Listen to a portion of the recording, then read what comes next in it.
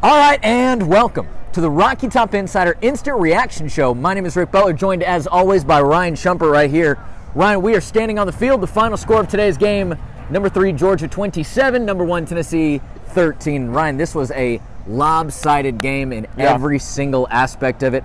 Throw it to you first. What's your big takeaway? No, you're right. It was a lopsided game, and just like you said, every aspect, and it's more lopsided than the score indicates. Yes. I guess if we're going to lead right in from the score into what my first takeaway is, that's my first takeaway. That game could have been a lot worse. Georgia really managed to clock in the second half, played very conservatively, and I think that leads into the second probably big story of the day is Georgia could play conservatively because they had such confidence in their defense. Tennessee's offense was completely shut down, and I think it really starts with what Georgia was able to do up front. Tennessee not able to run the ball particularly well, and then Georgia's pass rush, which I think only had 10 sacks in the season coming into this game. They were last in the SEC in that statistic. They had 7 tonight. Tennessee's offensive line had been great all year. That was certainly not the case. Hendon Hooker was on the run for a lot of the night. He held onto the ball a little bit too long at times too. But I think a very lopsided win for Georgia, and what Georgia's defense was able to do what no one has been able to do to Tennessee this year, really. And I think that's probably story number one on a dominant win for the Bulldogs. Yeah, it was a little bit of a situation where Tennessee's wide receivers weren't necessarily getting the separation and just the spacing down the field. They did not necessarily have guys open on these routes. So Hendon Hooker would drop back in the pocket, stay there a little bit long. Obviously, the pocket would eventually collapse. But there were a lot of times where, like kind of we've seen from a Tennessee defense so far this season, man, there were times, especially in that second half, where Georgia knew that they had Tennessee on the ropes, and they just let, for lack of a better word, we'll go a little Madden on here, they just said, all dogs go. And that's exactly what they did. And I felt like that, man, that really was indicative of, like you said, the confidence that Georgia was playing with, but also the fact that Tennessee had no answer. Not only could they not get their guys open downfield, but they couldn't stop this rush either. They were really putting pressure on Hendon Hooker, and I felt like you could tell that it was very noticeable, very palpable.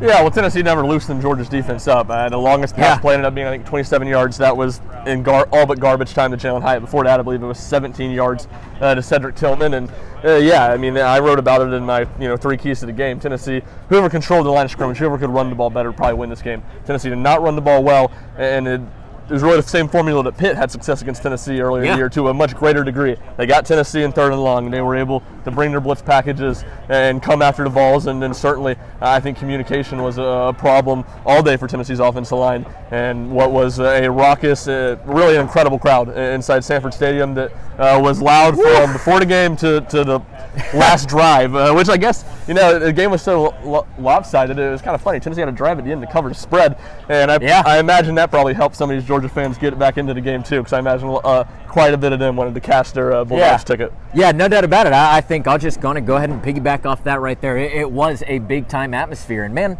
that was one of the first things that Josh Heupel said. It was also one of the first things that Jalen Hyatt said after the game. They said, you know what, we did have trouble with our communication. We had trouble getting things lined up. We weren't necessarily as effective in that department, in the communication department, as we thought we'd have been. And you and I were up in the press box saying that from the first drive on, right? This is going to be loud. It's going to be disruptive. Yeah. Let's see how Tennessee handles it. Obviously, here today, they were not very good at it. No, they weren't, and it really seemed like it spiraled and kind of ballooned on Tennessee especially. And you're right, and I think, like I wrote about, like I just said, I thought the game would be decided along the line of scrimmage. What Georgia did to Tennessee, maybe the 7 sack numbers, but for a lot of the game, what Georgia did to Tennessee on the line of scrimmage, both sides of the ball, wasn't shocking. I mean, we know Georgia has more talent along the line of scrimmage. That was, I think, kind of the fear for Tennessee coming into this game. What made the game, to me, shocking is just the way Georgia dominated on the perimeter. Their corners were absolutely fantastic. Keely Ringo had a phenomenal game, a very impressive interception down in this corner of the end zone on a jump ball to Cedric Tillman when Tennessee was kind of trying to climb back in it there in the second quarter. And then on the other side, Georgia's offense has struggled to hit the deep balls this year. We know Tennessee's secondary hasn't been very good, but Tennessee's secondary has been good at keeping things in front of them. Yes. Georgia hit, I believe, 3 passes over 35 yards in the first half. I believe 2 of them were over 45 yards, 1 of 52 yards. Really big plays that set up scoring drives. And, like we kind of said at the start, it probably could have been more than that, too, if Georgia really didn't take their foot off the gas offensively in the second half. Yeah, I think there is a kind of a concept to the game, right, of, we've talked about in the past, Tennessee's offense has been very, very good before because of the balance that they have, because they force the defense into respecting both the run and the pass. Obviously, that was not the way that things unfolded tonight, but I really felt like that's kind of what Georgia did on offense, right? They made Tennessee kind of respect that run and pass right there.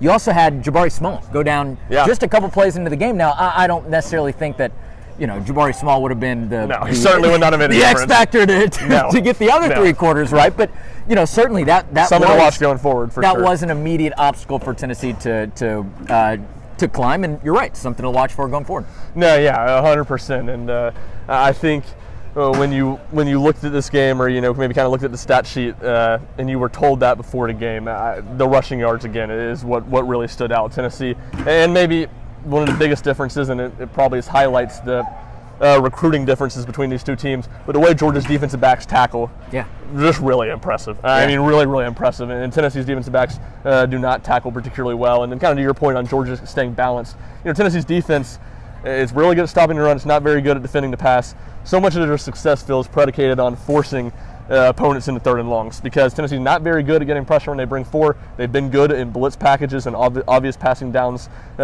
all season. And while Georgia wasn't just dominant on the ground, it kind of felt very similar to what Tennessee did to Alabama. Georgia didn't have a ton of long runs, but they were able to stay in front of the sticks and kind of keep Tennessee off balance and keep Tennessee guessing on those critical downs. And credit to Stetson Bennett, who was really on time and accurate all afternoon long. And he was. Yeah, and made a couple of good throws. I mean, that mid-range throw, that even deep throw. There was a play over here where Danico Slaughter just got absolutely cooked on the sideline right there. So that's how that ended up going for Tennessee. But any kind of final thoughts on the game today?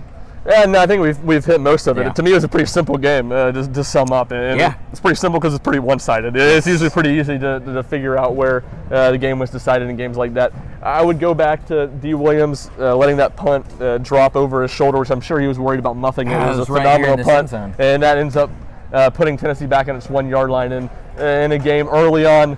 Really 2 plays, that play and then the play where Hendon Hooker missed Jalen Hyatt deep when I think it was 7-3 Georgia, which a good throw, probably would have been a touchdown, at least a really big play. And those were type of plays. There weren't a ton of busted coverages, there weren't a ton of opportunities for Tennessee against Georgia's defense down the field, but there were some. And against a defense of this caliber, and certainly in a game where I think even at that point in the game it was kind of clear that Georgia had the advantage in the interior. Those were the plays Tennessee had to make, and they didn't make them today. Yeah, absolutely. Also, one last note I wanted to hit, and you might have hit it a couple minutes ago, and I've already forgotten about it, but penalties. Man, that was something that consistently and considerably kept putting Tennessee behind the 8 ball. So I don't know how it compares to other Tennessee games so far this season as far as the number, the total amount, but I do feel like those were some of the most costly penalties that Tennessee has had all season. So certainly something to focus on going forward. Obviously, they got a couple more road games left. South Carolina will be a road game. Vanderbilt will be a road game. I don't necessarily know if those are going to have environments like Athens, Georgia did here tonight, but it's just something to think about going forward for this football team. Got to be, if you're going to be in the playoff conversation in November, got to be able to play on the road. And I felt like this was a big learning moment for Tennessee going forward. It's only year 2. Yeah, I guess that's probably my final thought, and I believe it was 8 pre-snap penalties for Tennessee, 7 of them being false starts and illegal formation in there as well. Yeah, that you just hit what should be the last thought as we kind of move forward, and there'll be plenty of time to break down the playoff scenario. But I think Tennessee did not do itself any favors tonight. The final score, again, doesn't look as bad as it was. I imagine the committee will be able to read through that and see how one-sided this game was. So Tennessee's going to need a lot of help. Well, obviously, no, they don't control their own destiny. I think it was a close loss. They still would have been in probably a pretty good spot. They wouldn't need too many things to break their way.